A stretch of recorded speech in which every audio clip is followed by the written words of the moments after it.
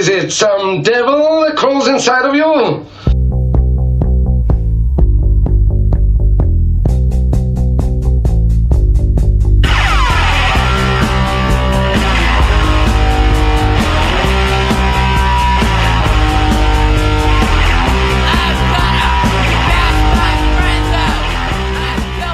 And we're back. We're back. Hello, Matt Brain Podcast listeners. Hello, Matt Brain Podcast listeners. How you guys doing? I think they better be doing fan-fucking-tastic. How are you doing? I'm doing pretty damn well. How about you? I've been better, but life goes on, and here I am. Yeah. Were you better before we rolled just now?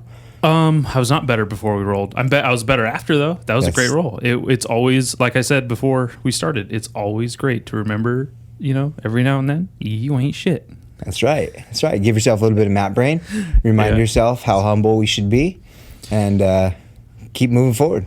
Yeah. I think I was taking it too easy on myself coming to, class and open mats and just kind of, dicking around, because it was not easy today. That was not easy for me. No. I don't know about you. I kicked you in the head and said sorry. Hopefully you didn't see right through that. But yeah, I saw right through it. No, it was good, man. That was a tough match. That was good. You're doing great. I hope so. You're just too nice sometimes. Yeah. It's always been an issue of mine, believe it or not. When it comes to rolling, constantly just not turning the aggression on, or not turning I don't even know what to call it. Yep. Sometimes I had a hard time pulling that trigger of I can just fucking fuck someone up right now. Yeah. You're just really aware. You're just kind of feeling it out, figuring out what's going on, and having fun in the movement. I don't think you have the objective to just go out there and get a submission every single time. I think you're doing it for the learning aspect too. You're learning through the movements and the rolls, and you're having fun with the person you're training with. I think it means more than just the simple tap. It does. But I will tell you, if I don't get a tap during class or something, even just one, even just a little one, even if I get tapped 10, 90 times, I get one, I'm a little damn it. Why didn't I crank on someone's neck? Why didn't I wrist lock the white belt? Yeah. What the hell? Well, you know what they say, man. The mission is submission. So. You know what I used to do before class down south? I'd pull up a few minutes early, and I'd sit there on Instagram in my truck, and I'd watch nature videos of animals killing each other. You ever see that page, Nature is Metal, on Instagram? No, but dude, I'm gonna look it up. You're gonna fucking love this page. Nature is Metal. All right, Nature is Metal. I'm on it. It's just these predators just going after wildebeest and zebras and birds, and just the true brutality of nature, the shit that vegans pretend doesn't fucking exist, and then get upset at you because you had a burger. Hilarious. Dude, there it is. Nature is Metal. Dude, I used to just sit there and watch these fucking videos of just birds pecking eyeballs out of kittens or whatever the fuck is on there. Not kittens, no domestic animals on there, but just crazy shit. Yeah. And there's something about it, when you see that shit, at first it's oh geez, you kind of want to look away. Some people are a little more squeamish than others. I know I've been way more squeamish in the past than I have been lately. Yeah. Well, I think that just looking at this, sorry to cut you off, dude, but the world is leaning towards the direction of turning a blind eye towards this type of stuff. They'd rather not understand the value of a sacrifice, simply put. It's easy to turn your eyes away from, for example, there's a jaguar eating a crocodile. People could easily slip through that, right? That's crazy. That's crazy. Look at it. That's real stuff. If you would have told me when I was in high school, jaguars fuck crocodiles up, I would have been like, when are they even in the same? Yeah. When are they even in the same club? What are you talking about? Yeah. They're fucking each other up. Oh, but yeah, just something about watching those videos would just kick that shark brain on in the background. I was like, yeah, go get some. And I just do my push-ups and, a little harder during warm-ups. And I just get a little more fun, a little more wild with it, a little more crazy. If I play a video right now on my phone, is it going to sound like garbage through the mics? Or will they on will they your pick it Android up? phone? Yeah, absolutely. That piece of shit, probably. What's wrong with the Android? I don't know. You're the one who got it. What's wrong with you? Everything. Fucking A. Everything's wrong with me. It should be fine. It should be fine. Dude, I hit a coyote this morning. With your fist or No, with my truck. Nice. Good for you. No, poor little guy. I didn't even know. I was coming into the school to teach a class early this morning. It's dark out, and I live out on a private road out. That's all you need to say. In San Ynez, yeah. A lot of ranches out there, and I'm cruising. I come around the corner, and just in my peripheral, the last second, I see something, and then all of a sudden, thump, thump. And I kept driving. I was like, I'm not going to go back and look. I'll see you when I come home. I'll be back in an hour. If I'm not driving down the freeway, yeah, I'll stop to make sure it's dead. I've hit what do you call it? I hit a raccoon. Okay. Going to work one night. Yep. And I could see that I clipped it and it was rolling around in agony, and I just threw it in reverse. That's good. That's nice of you. Be humane. Yeah. Well, I was 4, 5 years old. I'm watching this movie called A Long Kiss Goodnight with Gina Davis, Samuel L. Jackson. My dad sitting there watching the movie with me. Gina Davis is in the snow in this fucking car, this station wagon, hits a deer and hits her head and gets out, and she has amnesia previous to this, and whatever the car accident did got her killer instincts back, and the deer is sitting there writhing. She goes up to it, grabs the rack, and she fucking snaps the deer's neck. And my dad's like, see, if that ever happens, you have to go there to the animal and you have to fucking put it out of its misery so it doesn't suffer. And I was like, oh, all right, Dad, I'm 6. Yeah. Yeah. I have 10 stories watching fucking movies like that, little earlier than I should have, and my dad saying you got to do this. Yep. So all my manhood education's from corny action movies. Well, so now that I feel horrible for not stopping and going back to see if I needed to, put it out of its misery. Hindsight, when I got back home, I realized I didn't need to do that because the job was done. Poor little coyote. I feel so bad. Before I lose topic, there's a story I want to tell you about an old friend. I'm going to leave names out of the story, but it's in regards to he was raised in South Central LA, and his dad thought it would be a good life lesson to buy chickens and raise those chickens for slaughter without telling my friend. Oh. So when the chickens were old enough, the time came. The story continues. Dun, dun, dun. But hold on, I want to show a video real quick. Maybe you've seen it. It's a motivational video on YouTube from Jocko, and it's called "The Taste of Blood." Taste of Blood. Ooh, nice. Yeah, I hope the listeners can hear it when it plays, and it doesn't sound too crappy considering it's an Android. Just put the speaker near the front of the mic. It should be fine. Okay. And if not, we just know next time not to let Jason use technology. That's right. On record. That's right. I'm going to let you watch the video, though, because the video is right up your alley. If this is the type of stuff that you like to get motivated with. Oh, darn it. Hold on. Oh, it's on the Bluetooth, so they're hearing it out there. That'd be hilarious if just played throughout the gym. Skipping ads. When I haven't tasted blood in a while, I don't notice. I'm not sitting there thinking about it. And then all of a sudden something will happen. Some situation will unfold. And I'll go into war mode. And I just feel so good. It makes me just look around and I just think, I wasn't really supposed to be doing anything else. Because it makes me feel so good to be in that mode, to feel that focus. When I have somebody or some entity that is antagonistic to me, and my family, my friends, my team, I feel something that is the best feeling. Whether it was the enemy, whether it was part of some organization, some person that did something. If there's a betrayal scenario where someone betrays me and they want to go to war, that's when I love the taste of blood.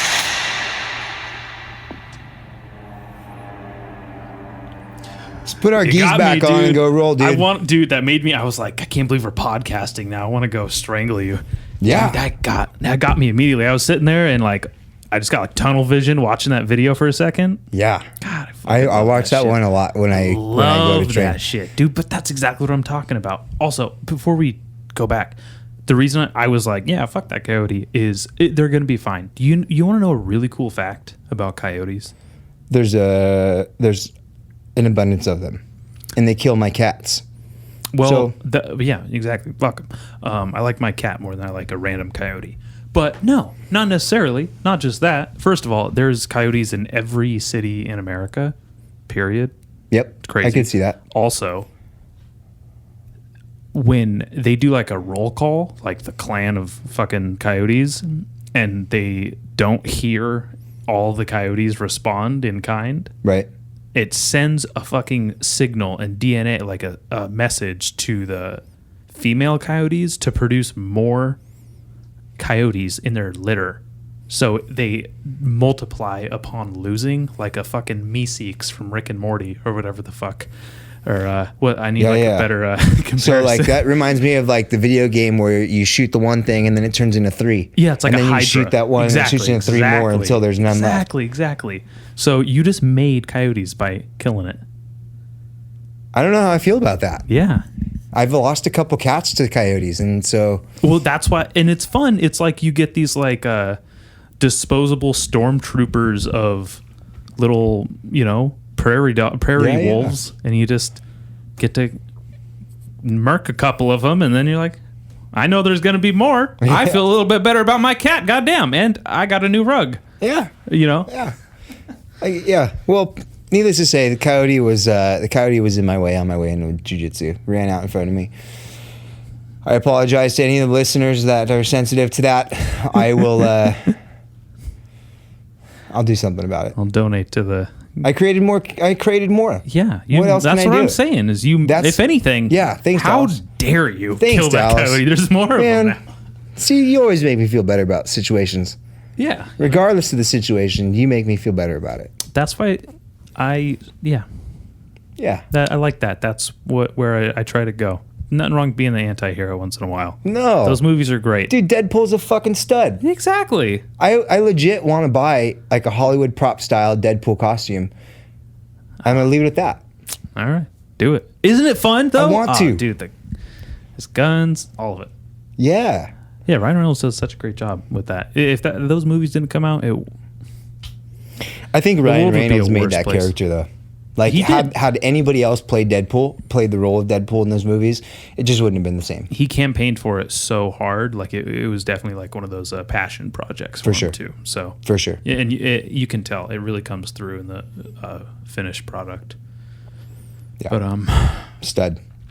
So, well, let's. I think the last time we left off, I sent you a text and said for the next podcast, let's give some content to the listeners and give them some background on the two of us. Yeah. And let's do it through asking each other a series of questions. Mm-hmm. And neither of us had time or the efficiency to write these questions down, or I guess the Not at- discipline to write these Yeah, questions not at down. all. So we're Sorry, gonna wing Jocko. it. Yeah. Sorry, guys. discipline equals freedom. Oops.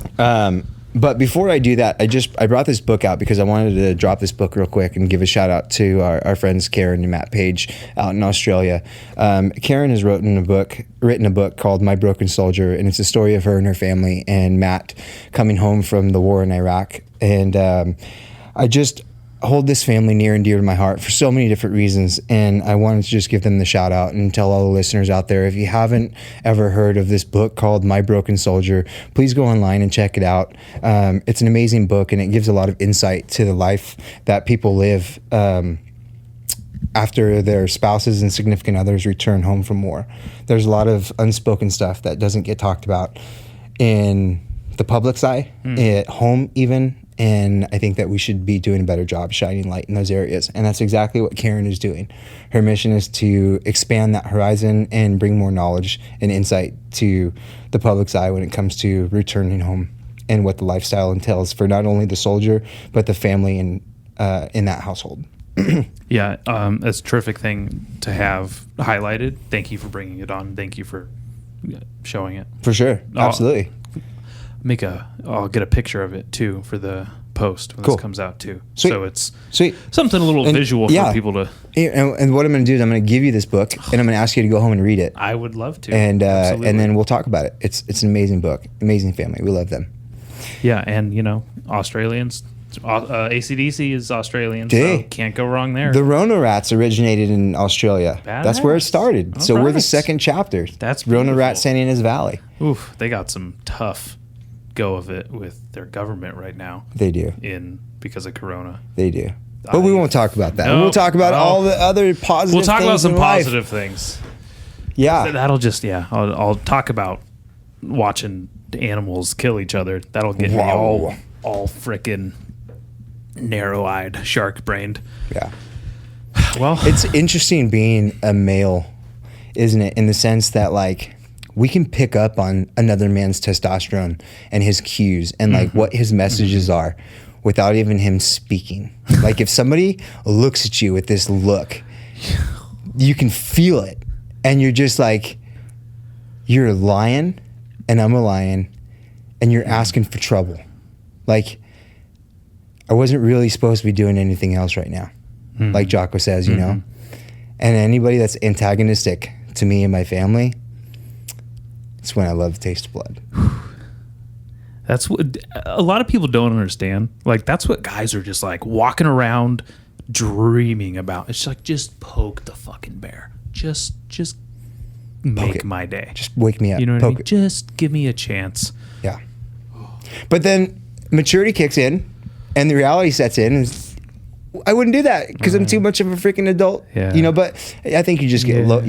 My point to that is that it's interesting being a man and being able to pick up on those cues. You know, and when I don't think many women pick up on that. Like if a woman is standing between two men and there's an alpha battle going on between the two of them with just their eyes, like they may not pick up on it, but the two of them are just staring at each other, eating each other up. And so like, it's crazy. Did something happen to you recently that you want to talk about? And nothing that I'm going to talk about on the podcast for sure. Oh my God. Yeah, but yeah, no. I get it. I Don't hear do you. that, man. I fucking Don't hear do you, that. dude. I hear you. I got in a stupid altercation or near altercation at the bar a couple weeks ago. Uh-oh. I was perfectly sober too.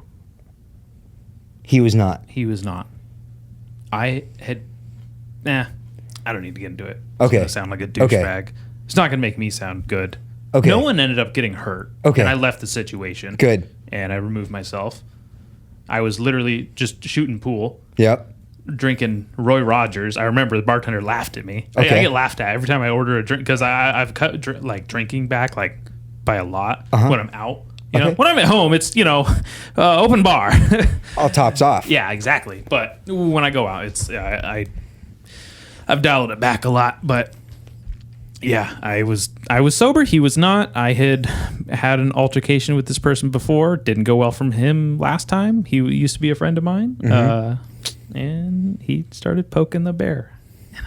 And I think it was because I wasn't drunk is why I was so quick to like, motherfucker, you know? Yeah, I know yeah. it's like, Yeah. oh, like I'm an asshole when I'm sober. Like that's when I'm edgy, man. You can't do that.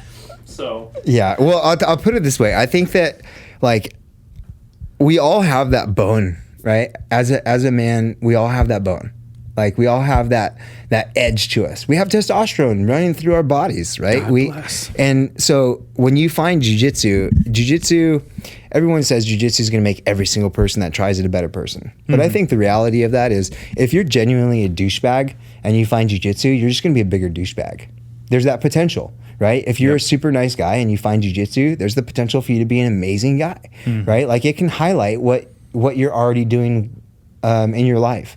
And so, like, that's not to say that every douchebag that comes into a jiu-jitsu club is going to continue to be a bigger douchebag as they walk out the door. Some people get better in life and they get humbled, Yep. you know, so they find that clarity in their life and they become better people. But with that being said, you're one of the individuals, I think, kind of like myself, where jiu-jitsu kind of reeled us back and showed us how adult we are and how mature we really are and what our goals are in life, you know? And so my goal is not to go out to a bar in general at all. My other goal is to not go to a bar and have to fight some dude for being stupid and drunk. Yeah. You know, that's not what I'm about.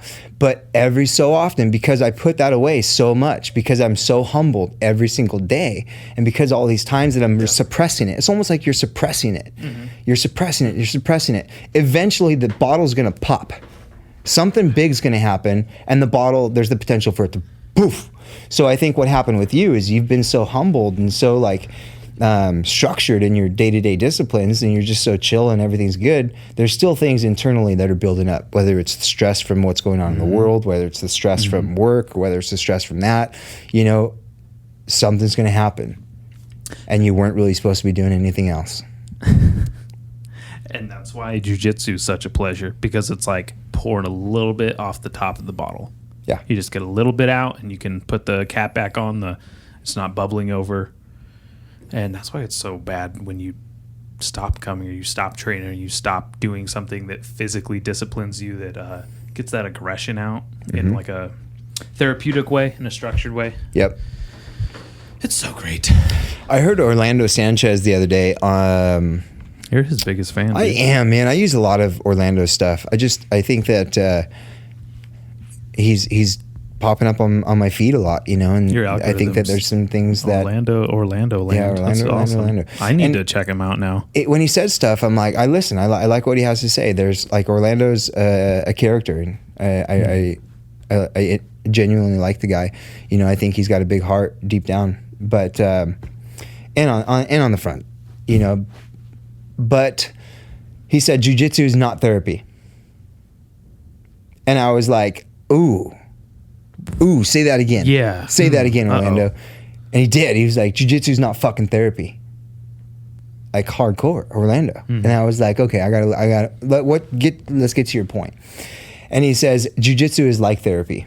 What it offers is it offers some types of healing, but therapy is seeking professional help, right? And so like, I get the difference between the two.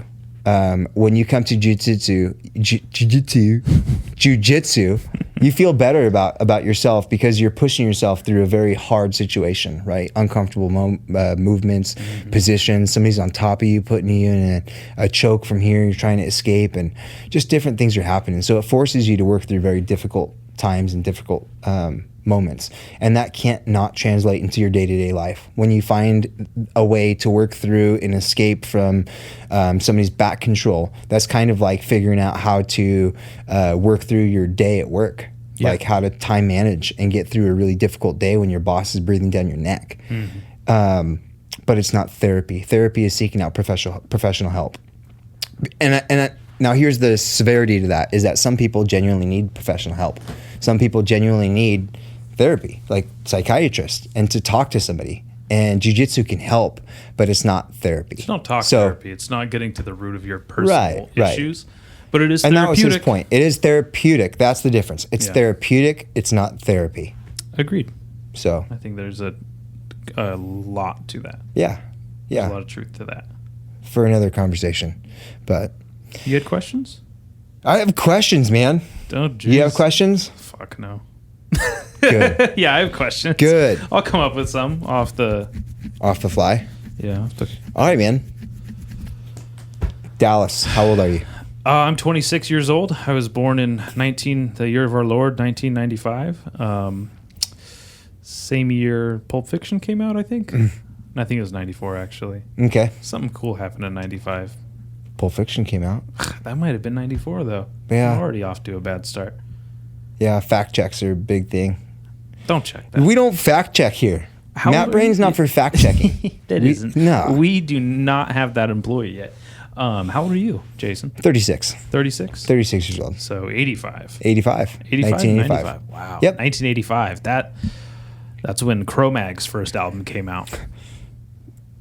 Dude, I don't even know who that is. Really? I feel like I'm going to get slapped in the face right now. Okay. Crowmags are one of the original like hardcore punk bands from New York City. Okay. And their founder and bassist and current vocalist and bassist is a black belt professor at Henzo's in New York. Sick. Yeah. Nice. I'm going to check him out. Yeah. He was good friends with Anthony Bourdain. Okay. Through jiu-jitsu. And I think Anthony Bourdain was a bit enjoyed punk.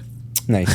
Yeah, I actually, there's a couple of things I've seen on Anthony Bourdain where he's listening to some punk in the background. Yeah. Like he's driving down the road or something like that, and there's punk and playing in the background. Yeah, of he his used to go to vehicle. CBGBs and some of the punk, I think the 930 Club? 930 Club might be in DC, but I don't know. That's one of the reasons I really enjoyed Anthony Bourdain. I was like, all right, this guy's cool. He's, likes his punk rock and ended up getting into jiu-jitsu. And I found him through Rogan's podcast years ago. And I was like, damn, I fucking love this guy. This is awesome. I think one of the first things I had heard about him was he does no phones at the dinner table. Like phone is off, gone, out of the room. And I was like, who does Anthony Bourdain? And I was like, oh, it's that chef guy, I think. And I remember this pro skateboarder I really enjoy was obsessed with Anthony Bourdain, and he would post about it on his like Facebook and stuff. And I'd be like, weird. I never thought you'd be into a chef like that. Yeah. And I don't cook or anything, but I ended up going down this rabbit hole years ago and became obsessed with Anthony Bourdain.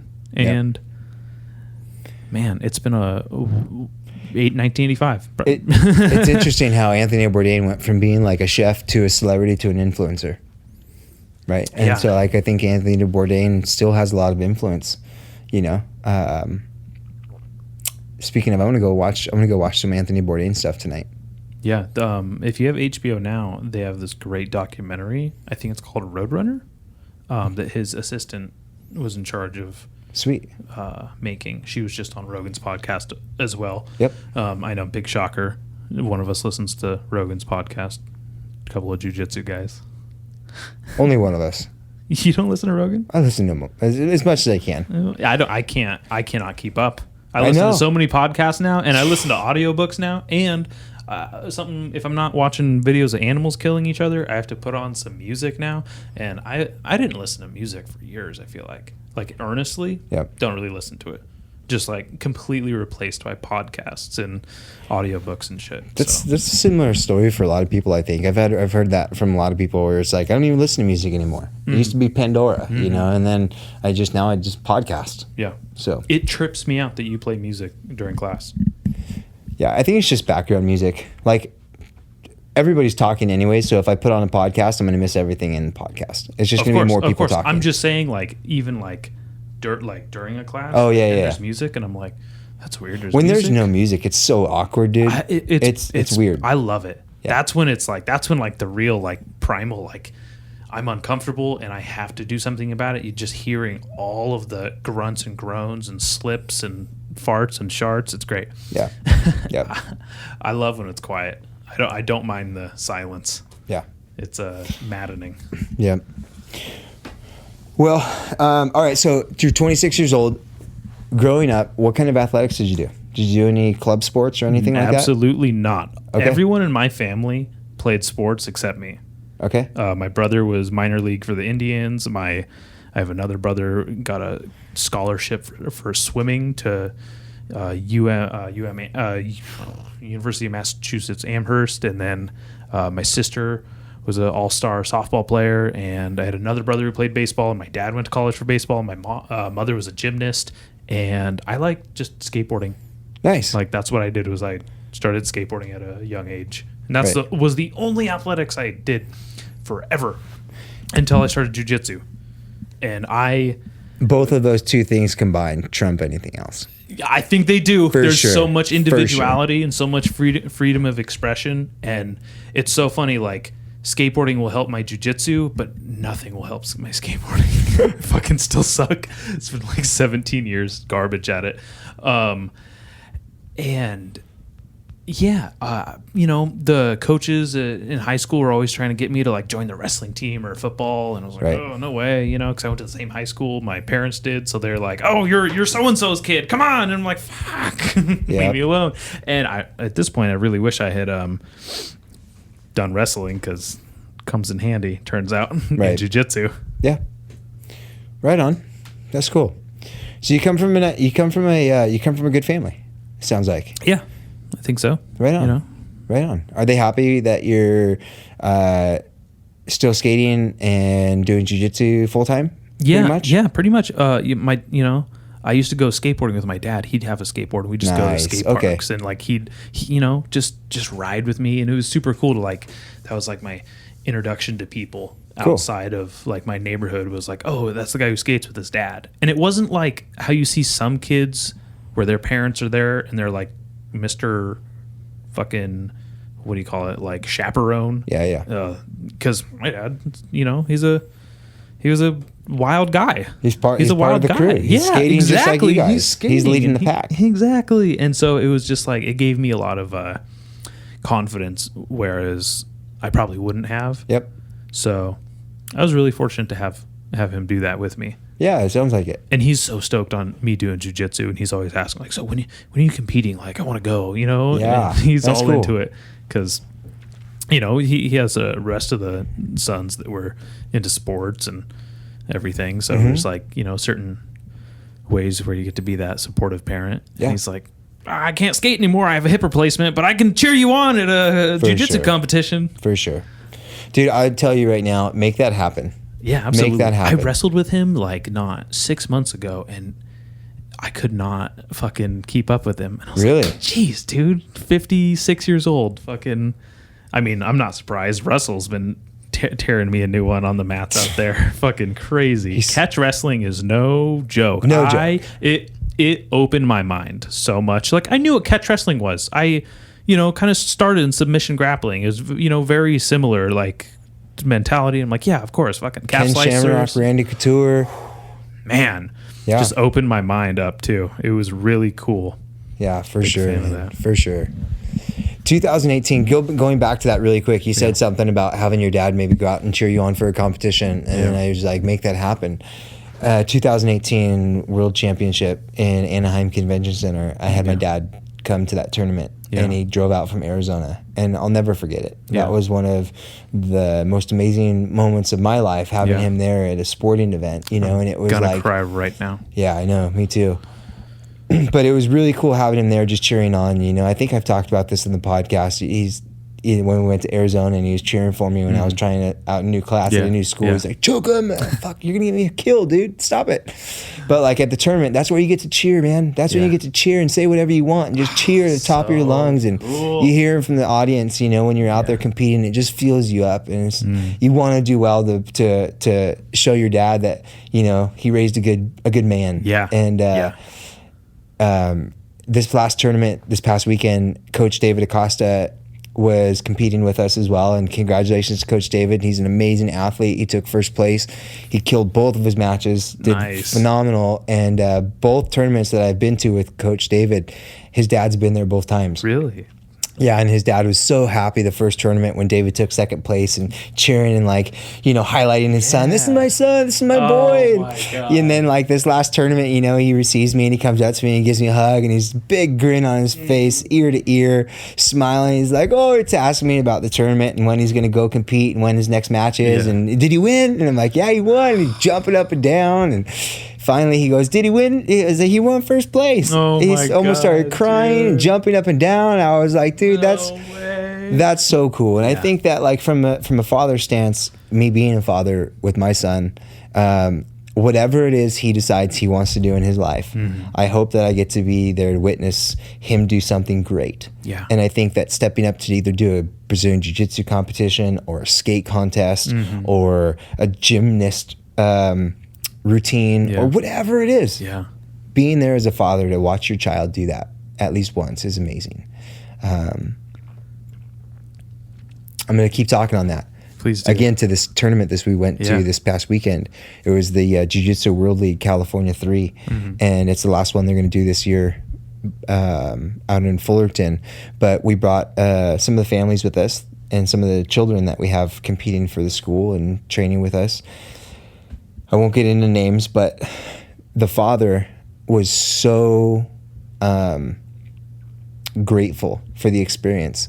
Seeing his kids get out there and step up and compete, and just the courage. It didn't matter if they won or lost. It was the courage they have more courage to than I step do. out there and do it. And he was getting teared up, and I was getting teared up, and it was so cool to see there, and like to be able to be in a position where you can teach these kids an art where they get to then go out and test themselves and grow from that experience while their families are sitting on the sidelines cheering them on and watching is something else. And so congratulations to all the youth students that we had compete this past weekend, all the adult students that competed this past weekend. Everybody did amazing. It was an amazing time, and I'm grateful that the families got to be there to witness it. Got some nice hardware out of it too. Yeah, we picked up a trophy. Gracie Baja ended up taking second place as a team overall. And so we were there to pick up that trophy for that. Picked up silver medal myself. Didn't fare so well in the tournament, although, from that experience, I gained a lot of knowledge, and I'm happy with my performance. Just made some simple mistakes. You either win or you learn. You win or you learn. Either win or you're pissed off. Do you know what it's like to win against somebody and then have them be so pissed off about it that it just takes your victory away? Takes that feeling away? No, I don't think I've ever won anything in my life, no. Oh man, that's not true. I won some powerlifting competitions. You've submitted me before.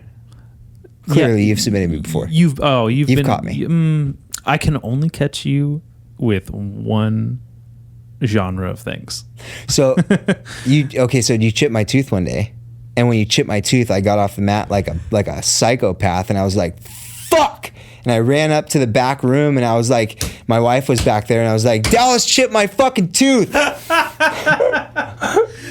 So you could have easily been like, yeah, I chipped his tooth. Oh, Jesus. But I took that away from you by instantly getting upset about it. Oh, dude. I still live with it, and I love it. I'm like, cool. It always reminds me. I immediately I was like, I fucked up that because there's nothing worse than I was a white belt at the time. It's not fun, but that's the guy who tore my knee, white belt. This is his first week, don't do that. And then my knee went bent the wrong way, and I was like, "Are you fucking kidding me? I'm gonna scream."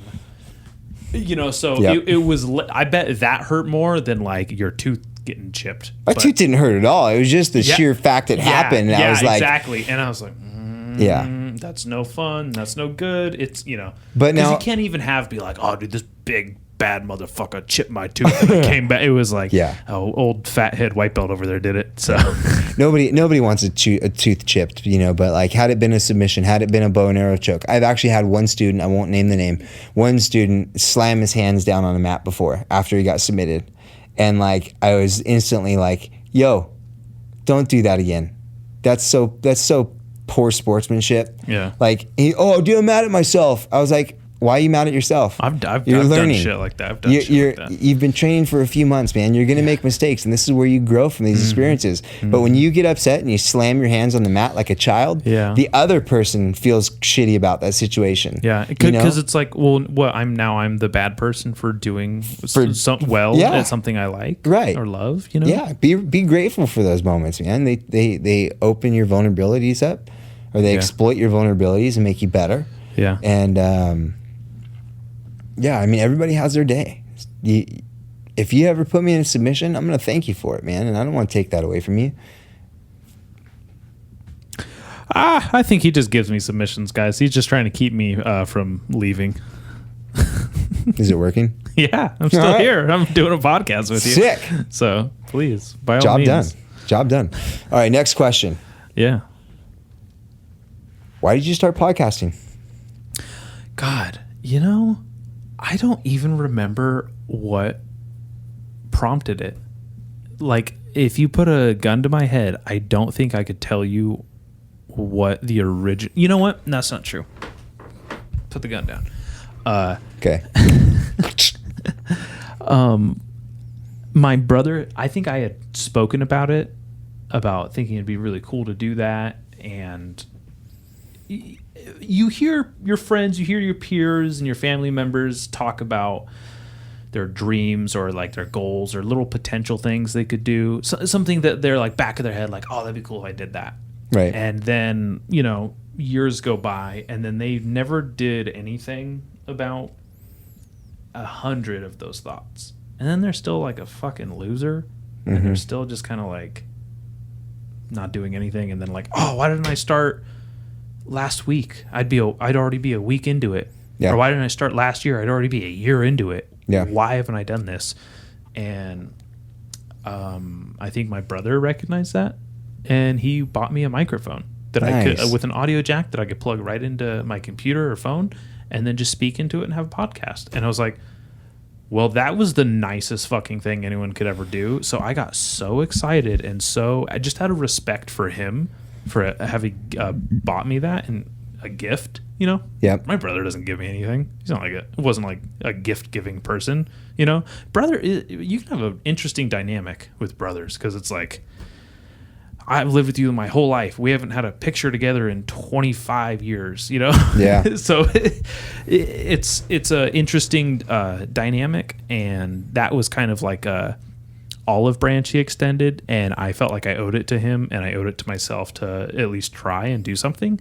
And it ended up working, and a couple things happened in my life right around that time. My friend was killed. He was hit by a car skateboarding home, and it made it like, oh, like I have to. Before it was like, what do I even talk about? Like, gee, skate shoes sure are dumb now, or like, Sure. And then it kind of gave me some content that I could express myself about, and then maybe connect with people that knew this person. So it was really helpful, like a platform. Nice. As far as like, oh, people are going to listen because they know him and they know me, and now they're gonna know me, or they're Yep. gonna understand that I am a person too. And it just kind of snowballed from there. And I spent all of my time listening to podcasts. I went through this breakup in 2015 and ended up like reevaluating my life and started listening to podcasts. And I was like, oh, geez, I could be a way cooler, way better person. And these are people who are doing that. And one of them is Joe Rogan. And I was listening to the Bret Easton Ellis podcast, and just like,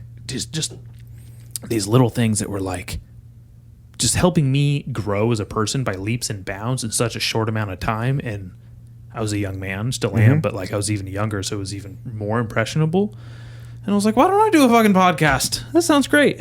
Yeah. So that's Here we are. yeah. And now Here I'm you doing are. here we are. Exactly.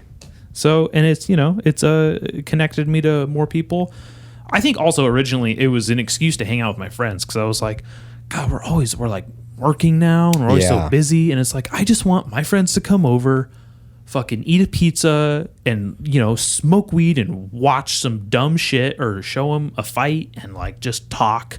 And those are some of my favorite podcasts. Uh-huh. I'd go, like when I lived in Oceanside, I'd go deep into San Diego to my friend's house, and we'd sit there, watch a movie, or like watch dumb videos and eat pizza and get baked and fucking just kick it. And it was like, it didn't need to be appropriate. It didn't need to be professional. It Yeah. didn't need to be this tailored, overproduced podcast that is just, another media entity, like covering its bases on subsidiaries. Right. It was just like, no, this is what I wanted. This is exactly what I wanted. Now people can listen to like how funny we are. Because Totally. to you, no one's funnier than your friends, right? Yeah. And it was just like, I want to prove it, that I have, first of all, that I have friends, and that we're funny, and maybe I can be funny once in a while too. So just there's my answer in so many words. That's cool, man. I was talking to Chuck, and Chuck's been listening to the podcast, and I can't wait for this one to get released so he can listen to this one. And I thought that there was something really valuable that he said, is that, he really enjoys the podcast because it's just like he's hanging out with us, but he's at work. Yeah. Like he's working on the grind every day. And so I think the amazing thing about a podcast is that we all want to spend more time with our friends, and we all want to be more up to date with our friends' lives and what's going on in their lives. And so what you've done is you've created this platform where your friends can hang out with you when they're at work. So you make their day better because they can't physically leave their job to go and hang out with you. So now you provide them that through this. It's true. And that was really cool. So I was like, if we can just like continue to put this forward so that people are just chilling with us, hanging out, having a good time, it makes their day better, makes their work day go by faster, makes them happier. I hope. It does in small ways, in big ways, subtle ways. One of my favorite things that kind of sprouted from this is when you when you grow up with your friends, you eventually move and you lose contact with them. And then when one of them makes a podcast or a show, and then you get to hang out with some of their friends, they're listening from hours away, and they're like, dude, you have no idea how good it is to hear you guys and hear your voices and even mention me. And it's just like that makes me so happy. Yeah. Warms my heart. That's cool. Yeah. Okay, so next question. What's up with your listeners? You got you have a fan base from Bad Etiquette Podcast. Yeah. And we're currently using that to host our Matt Brain episodes. Yeah, which means we'll get it figured out. So it's nice when the time's right. Yeah. But for the meantime, your Bad Etiquette fan base has to put up with the Matt Brain shenanigans. Yeah, they're like, so what's what? Come on, I wanted a fucking. Who's this? Is this not good enough for you? Yeah. Are we not good enough? I hope we are. I hope that we can shine a little bit of new light into their life. Here, listen. This is why I began the Jiu-Jitsu podcast. Well, it was your idea, but why I delineated it, separated it, is because I'm sure they don't always want to listen to about stupid fucking Jiu-Jitsu. Some of them are not interested, and I respect that. Totally. So they don't have to listen. That's why I separated the show. That's why there's a big words that say Matt Brain, not Bad Etiquette on the episode. So if they don't want to listen, I don't want them to listen. Sure. That's why it's separated. But when they listen and when they download an episode, it makes my day. Feels great. And it's also going to access a whole different kind of fan base. They want to listen to people talk about jiu-jitsu. Yeah. You know? Yeah. So there you go. That's really cool. Yeah. I mean, what were you trying to extract from my listeners? What do you mean? Like, nothing. I was just curious to see, if your listeners were tolerating the few episodes of Matt Brain that have been dropping on the Bad Etiquette line. Yeah, of course. And if they've been kind of opening their eyes up to a new avenue, and maybe if any of them have considered trying a jiu-jitsu class. I think that would be amazing if we can reach any of your Bad Etiquette listeners and show them that, there's some amazing things in life called Brazilian Jiu-Jitsu. Yeah. And you should get out there and try a class. It would warm my heart. I had a friend of mine talk about wanting to train jiu-jitsu, which happens fairly often, but none of them really follow through. So I'm, take it with a grain of salt, but I always engage them as if they're 100% serious. Sure. And it's a friend of mine. He lives, I believe, in Santa Maria or Napomo, somewhere north. And, I said, hey, if you want to train jiu-jitsu, I know you work over there, Paragon's closer. You got Gracie in Napomo there. Yeah. I'm in Solvang, not Lompoc. I don't know if you want to. And I was like, if you want to train with me, by all means, if you're cool making that commute out here, come here. And he's like, yeah, I want to train with you. I don't want to be beside you. And I was like, fuck yes. Yep. That's exactly why I'm saying that. That's right. Because if you want to be here with me and where I can help you and, it helps so much when you know someone. Yeah. When you have an in like that. When you go into a room full of strangers, you're like, fuck. It's terrifying. Your anxiety is at an all-time high. You're trying something new. You're like, oh, am I going to do this wrong? Am I going to look stupid? Am I going to say the wrong thing? Am I going to interrupt? Am I going to fucking get my arm broken like an asshole? Yeah. Gymtimidation. Gymtimidation. Gymtimidation. It's a real thing. Yeah. Even at a standard Gold's Gym. I think there's this place called The Gym in Vista. I'm sorry to cut you off. No, there's this place, and when I first moved down there with Kylie, she wanted to join a gym, and I was like, yeah, let's go check this place out. And this place was cool because they had their outdoor section where people could wear their masks or whatever. Because this was in 2020. Yeah, this is in the pandemic. This is September, October back then, and then there you go inside and it's metal music playing and there's just these giant fucking fat head mother meatheads just so much steroids in this gym. I was like, this is where I wanted to fucking be. And then there's just these big giant assed women, Instagram fit models with huge biceps, it's just this air of intimidation. We didn't go back, and I was, a little sad, but I was also I'm gonna go upstairs and hide on one of the treadmills. I don't fucking do cardio. That cardio, if I wanted to do cardio, I'd lift weights faster, or I'd come to jiu-jitsu. Okay, so it was just one of the most wild places, and I love it. And I knew that if I just bumped into the right person, I was gonna knock some needles out of his shorts or something. Yeah. And I was like, oh my god. Yeah, excuse me, sir, you dropped these? Excuse me, sir, do you have extra? That's a real thing, though, dude. I think that people think that you have to be fit to go get fit. Nope. And how crappy is that? Nope. I've been doing jiu-jitsu for a while now. Still not fit. So you are fit, man. You are fit. Don't tell the listeners that. I think it's a bummer, when people have that mindset of like, I just want to lose a little bit more weight before I start. I just want to lose a little bit more weight before I start. They don't do or it. I want to get in a little bit better shape before I start, and what's the you're best not gonna way do it. to get in shape for something you want to do? Walk through the fucking door. Doing that thing, right? Yeah. That's the Walk best through the way. door Yeah. and do it. If you want to get in shape for that sport, you have to do that sport. Right. Nobody is judging you. Like, let's make that clear. And if they are, they shouldn't be there. And just avoid them. Just don't go near that person. It means nothing to you in your day. Right? The amount of people that are having those judgmental thoughts are so few and far So between. few and far between. And they've been weeded out long ago because those people are not people of strong character, and they're not gonna stick around, or at least that attitude and way of thinking in themselves isn't gonna stick around either. It won't. And they transforms people, and their character grows. Right. People have hearts, and people want the success story. And so, like, I think there's no bigger reward than just seeing somebody reach their goals, even if you don't know that person. When I trained at Gold's Gym consistently working out, I would see a lot of people start and then not come back. I was there long enough to understand like the consistency in people and members that would train there. And every day it was the same day I'd be there working out, and going through my routine. And you get the people that would start, and then you'd never see them again after a certain amount of time.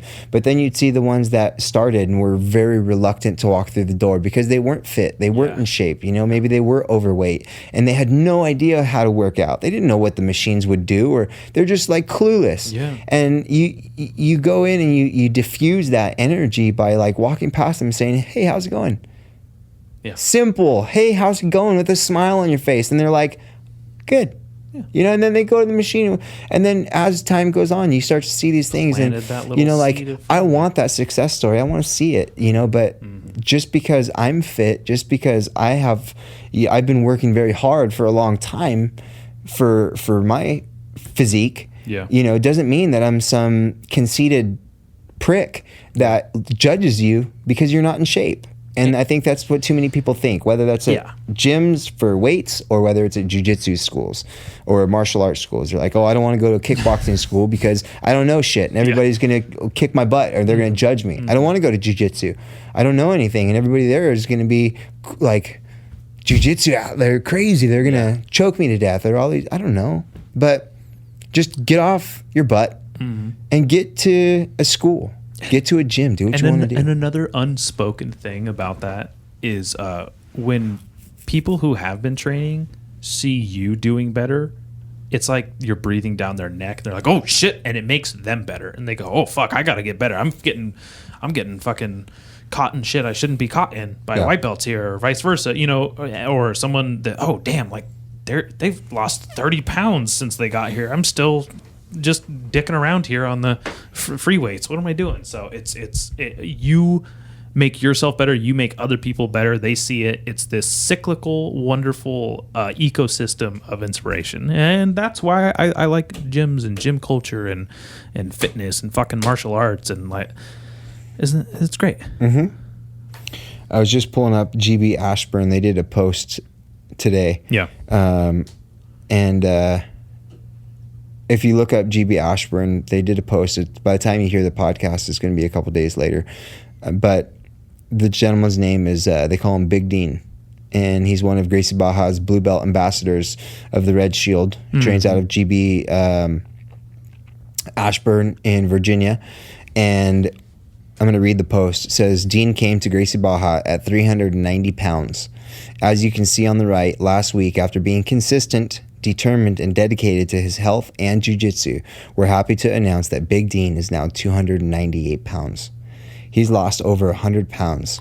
At GB Gracie Baja Ashburn, Brazilian Jiu-Jitsu, they are motivated and to keep people engaged in the Brazilian Jiu-Jitsu lifestyle. And they have the right path and the right motivators to do that, you know? So when an individual that sets his mind to accomplish something and puts the Gymtimidation behind himself, I mean, let's be real, Jiu-Jitsu is a tough thing to do when you're overweight, you know? Just the fear factor of walking through the door in general when you're overweight coming to Jiu-Jitsu is scary. Yeah. And then like the movements and the mechanics when you're working with another individual, it's tough.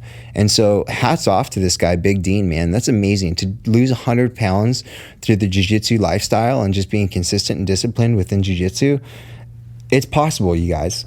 You just have to start, man. You'll miss 100% of the shots you don't take. So take a damn shot. Not the one that's going around the media right now. Yeah. Sorry. You don't have to get that. Whoa! Unless you want to. That's up to you. That's your choice. That's totally cool. Respect you regardless of your perspective. Yeah. Do you want to know my perspective?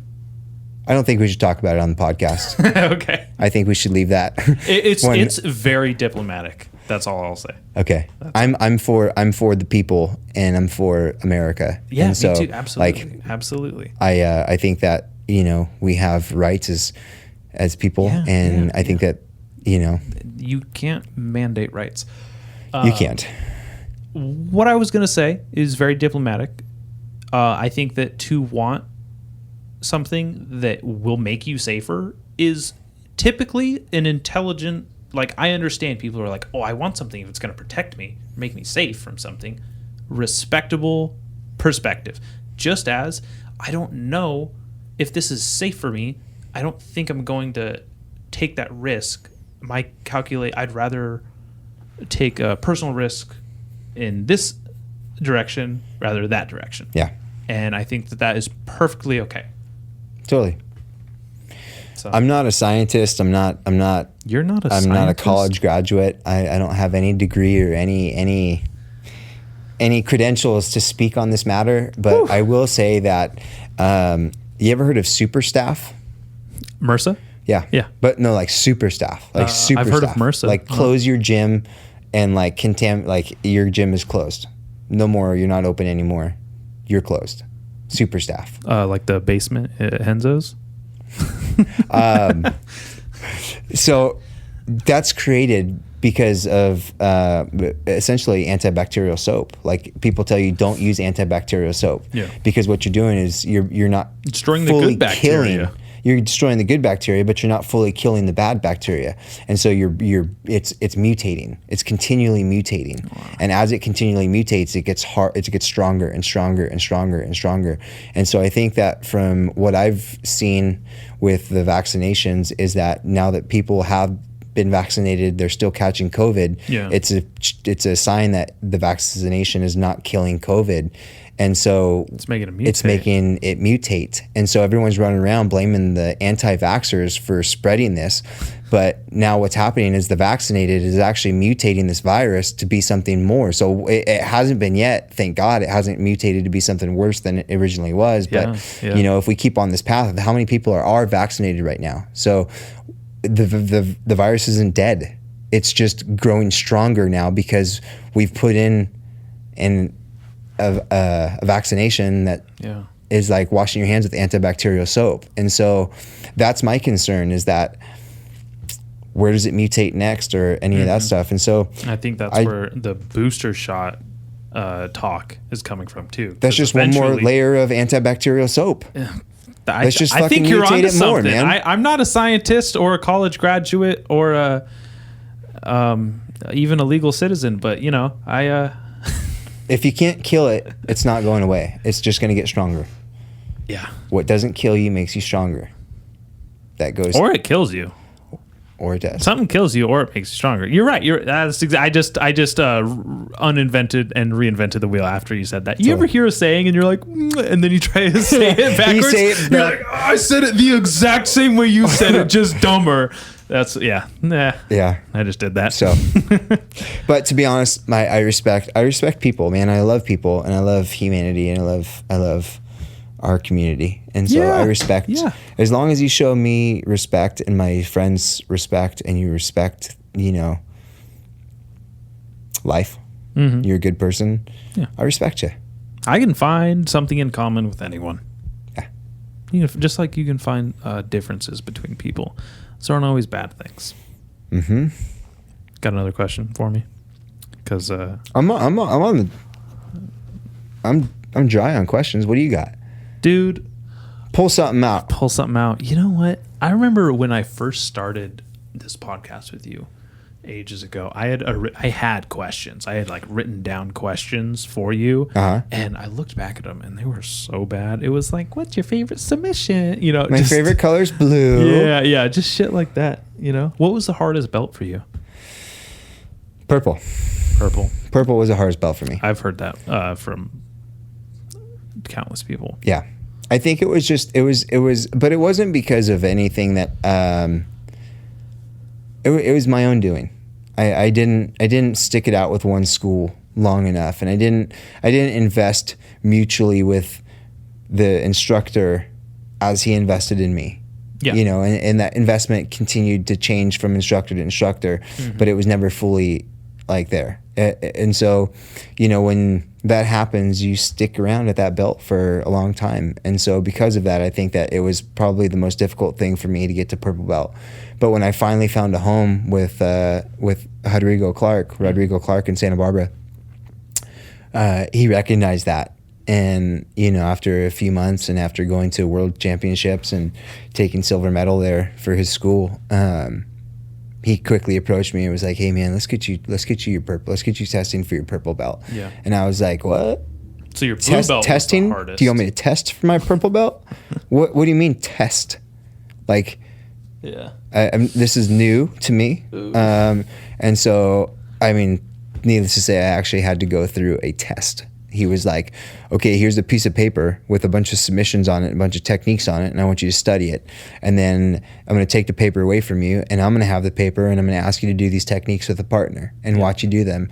And in my mind, I'm sitting there kind of thinking like, well, you've been watching me train for almost the past year. So haven't you seen me do all this stuff before yet? Like, what's the point of the belt test? It's not TKD. Yeah.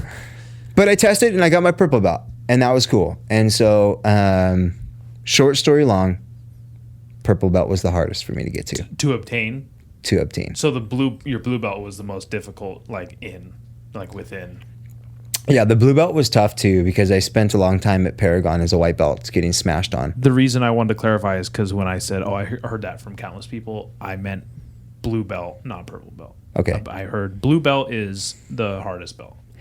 Blue belt blues or whatever. Blue belt blues. I think that it's different for everybody. There's so many different walks of life in jiu-jitsu now and stuff. And so blue belt for some people is hard, and it's just about commitment. It depends on where you're at in your life and what school you've signed up with. You know, some schools can get you there faster because they have the right team to get you there and you have the right mindset, and you know, other schools want to push you to the grind and you're not a grinder. You know, some people learn visually, some people learn physically, some people like the smash, some people don't enjoy it.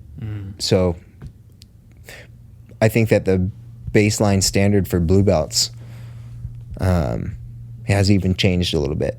Like, you can't categorize. Obviously, you're a blue belt and this guy's a blue belt, but there's going to be a lot of differences between the two and how you guys got there. That's something I learned, was no two ranks are the same. Yeah. No two white belts, no two blue belts. It's such a variety between people. And people, what they achieve in their rank is individual to them. Yep. We just happen to have a color-based system on it. Yeah. You can visually identify where they might be generally. But yeah, absolutely. Yeah. So that was it. Hardest belt to get to. Right on. Yeah. And the journey still continues. I'm still working towards my black belt. How do you feel about calling black belts professor? I like that I can say professor instead of coach, or I don't have to delineate. Delineate? Is that the right word? Anyways, I don't mind it. Okay. That's fine. Yeah. I never minded it either until I mean, you ever heard those clips on like the people that do funny things on Instagram? I think there's Jamie Kennedy. Yeah. You know, he does a lot of stand up and a lot of Instagram videos and stuff like that. And some of the things he says is, you know, people talk shit about some of the things that go on in the jiu-jitsu world, like calling people professor. And he made a joke about it one time. He's like, I have to call this guy a fucking professor. He's not no college degree graduate. He fucking trains on the mat and teaches you how to choke people and grind your face into the fucking floor. It's like, and I apologize for all the F-bombs, guys, but you know, and so that kind of and when you hear that, you're kind of like, you can't not help but be like, yeah. You know, why am I calling him professor? But then, like, the reality is, I've told people before, because they've asked me the question, do I call you professor, and why do I call you professor? And I'm like, I've gone to school longer than a doctor. For this. Like, I've put in more physical effort into this craft and this art than a doctor has for school. So the title, calling me professor when you get to a black, or calling an individual professor when they get to their black belt, I see the meaning behind that. I see the value behind that. You know, I just didn't know how it was perceived from person to person. And some people are like, I had to find a reason to understand it. At first I was like, okay, black belts, professors, I get it. It's a whole nother rank. It's a whole nother echelon. And then I went to this great school in Oceanside. And Professor Doug, to me, personified a professor because he had a lecture before and after class. And he essentially sat there and cooled us down with his words. And it took me so long to kind of realize, like, oh, these words are sinking in. This is going great. This is, like, really hitting me. He's sitting there. He's really, truly trying to act, and he's doing it like every day, and I'm like, geez, you know, like, how do you have that much to say every day? That's awesome, you know. And to me, that was okay. This is what a professor is. When you go to college, you see a professor, they have a lecture, and you listen to it, and sometimes you'll connect with it, and sometimes you won't at all, and you're like, just get me the fuck out of here, right? And but to witness someone do that wholeheartedly and actually have that expression, and that's where I understood, okay, this is why he's a professor. Got it. Just to be, like, literal for the term of it. Yeah. No, that makes perfect sense. I'm on board with calling a black belt professor. I think it you know, appropriate. Stop. But I think that some black belts are black belts and some black belts are professors. What's something you hate about jiu-jitsu? Getting caught in triangles. Okay. What's a public service announcement you need to make about jiu-jitsu right now? Ooh, that's a good one. Locked him in. Let me think about that one for a second. I'll come back to that one. I'll circle back to that one. Yeah. Something I hate about jiu-jitsu. I don't really know that I hate anything about jiu-jitsu. What's something you could do without?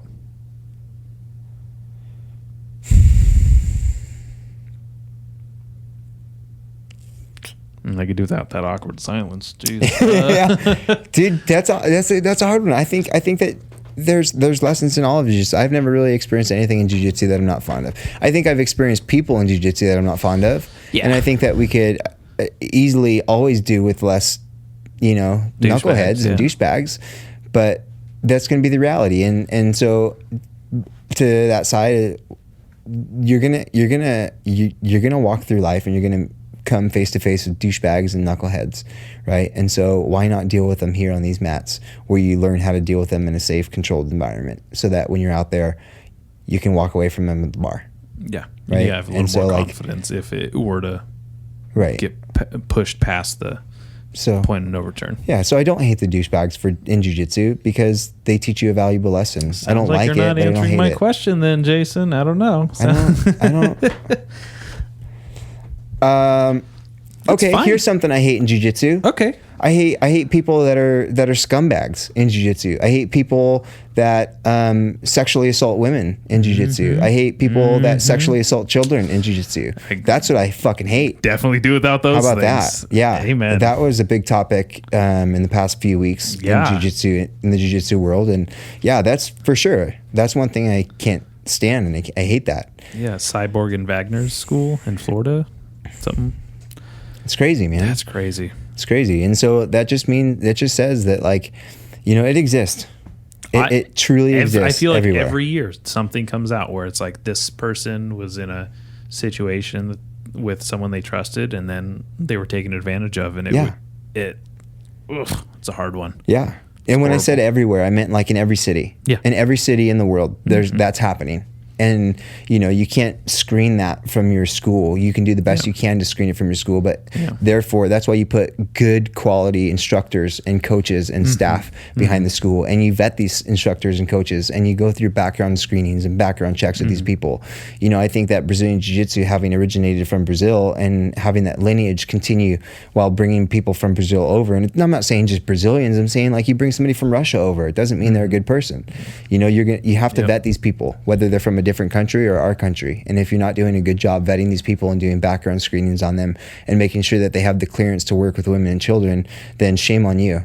And I hate that. And I think that more people need to step the fuck up and do background checks and invest in their coaches and be aware. And, you know, don't make those partnerships. Don't make those things happen. Why would you ever send a 16-year-old girl with an instructor to a tournament overnight by themselves? How is that even a possibility? I don't even let coaches do privates individually. Like there has to be 2 people in this building for a private to happen if it's with a female. Yeah. For everybody's sake. But like there's things that you do to you put barriers in place to prevent that stuff. And I think one of the things that gets missed is that in a jiu-jitsu school, unfortunately, you know, whether it's men or women, you know, you can use both sexes here. They're coming in for empowerment. They want to feel empowered, and they're going to find what's the word I'm looking for? A connection with somebody who's good. Like the influence is coming from the instructor, so they're gonna look to the instructor a little bit more so than the average student, right? And so it's easy for instructors to manipulate that against that person, betray that trust, and that's fucking shitty. And it happens in the world, and not just jiu-jitsu, but in other things like gymnastics. It happened in gymnastics with the girls from the Olympics, you know, and it's just a shitty thing that happens. And I think that we could do without that in the world completely. So not just jiu-jitsu. Yeah, there's one thing I hate, to answer your question. I was gonna say like spats or, you know, long sleeve rash guards, but you got a better one than I did. Yeah, I used to love spats, and now I hate them. I do hate spats because they make me break out. Like my legs break out when I wear spats. Yeah, same here. So. Yeah, and also I just feel so constricted. I know, like with everything, just like the spats and the long sleeve and jeez. Yep. What's one thing you hate about jiu-jitsu? One thing I hate about jiu-jitsu. A lot of bad tattoos. A lot of bad jiu-jitsu tattoos out there. There are. I used to want a jiu-jitsu tattoo, and then I was Did you want the brand? Did you want the brand of your school? No. That you started with? No. No brands. I like the G. The G looks cool on people. But also no, I wouldn't do that. Yeah. Like when I see someone, I go, oh, right on, you know, like you came a long way, you got that tattoo on you. Your journeys, you know, means more to you than mine does right now. So you got the fucking the shield tattooed on you. Not even like just school names is one thing, you know, but there's just some cringy ones. Yeah. Where it's like that would have made a better sticker or a better T-shirt. Why'd you get that fucking tattoo? But there's also some really cool ones, like all the Joe Rogan tattoos. Oh, those are great. Those are awesome. I love those because I didn't get them. Yeah. I love watching that they love them that much. Do you have any tattoos that are embarrassing for you to show off, like that you maybe keep clothing on when you're out of the pool or something from? No. Right on. You know, I wish the AC/DC one was a little, you know, this is the 10-year-old tattoo now. Yeah. I'm only 26, so it's fucking, it's seen some better days. And also it's like, oh, I could have just bought a new AC/DC shirt. I didn't have to get a fucking tattoo on me. So,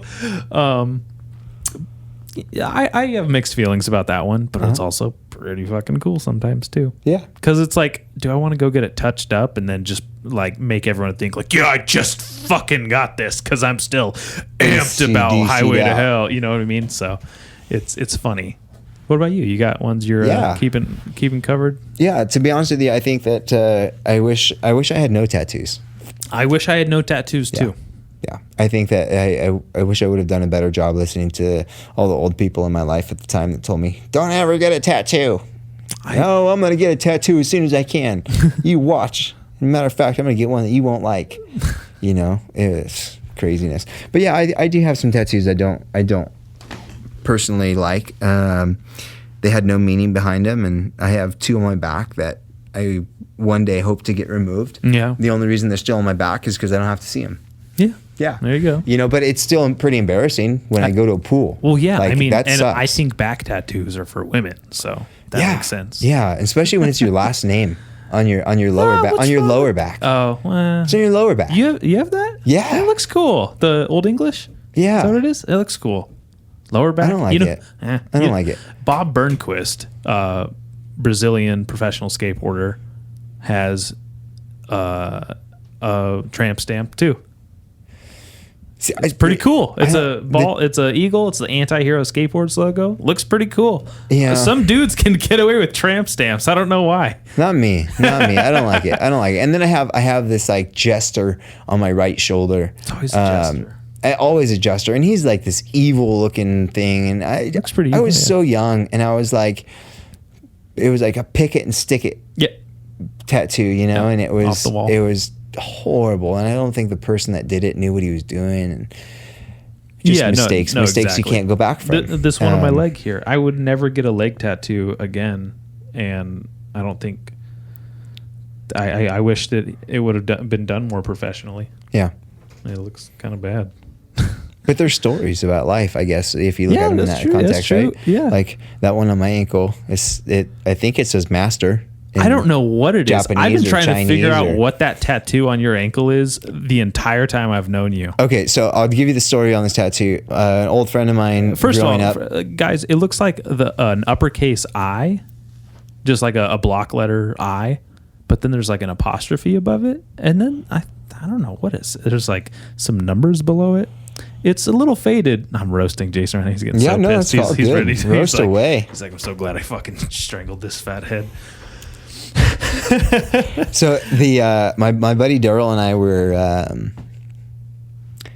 we were young, and we were joking around. We were skateboarding. We were being delinquents. And one day we'll talk about my past growing up, but we decided to make a tattoo gun. Oh yeah. And I was like, yeah, let's do that. So we I've done that. we made a tattoo gun. How'd you make it? I made mine out of an electric toothbrush and a guitar string. What'd you make yours so out of? we made ours out of a guitar string, Yeah. and we used a ballpoint pen, Okay. and we used a CD motor. Oh, okay. Yeah, CD motor. And a CD Yeah. motor, and then we took an eraser from a pencil, and we put that onto Through it, the little onto the thing. And we put the needle in there, and